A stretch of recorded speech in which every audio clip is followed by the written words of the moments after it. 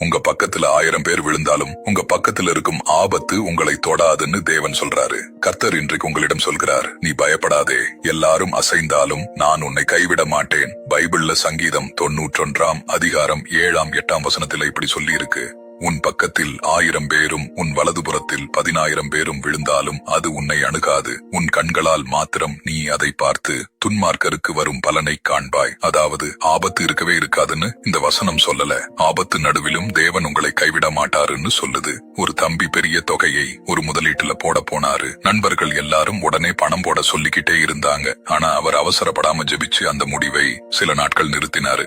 சில நாட்களில அந்த முதலீட்டு திட்டம் மோசடின்னு வெளியே வந்தது. அப்போ அவர் ஏன் அந்த முடிவை நிறுத்தினாருன்னு அவருக்கே தெரியல. ஆனா அந்த தாமதம் தான் அவரோட பணத்தை காப்பாத்துச்சு. உங்க வாழ்க்கையிலும் சில விஷயங்கள் உங்களை சுற்றி நெருங்கி வருவது போல தெரியலாம். பயப்படாதீங்க.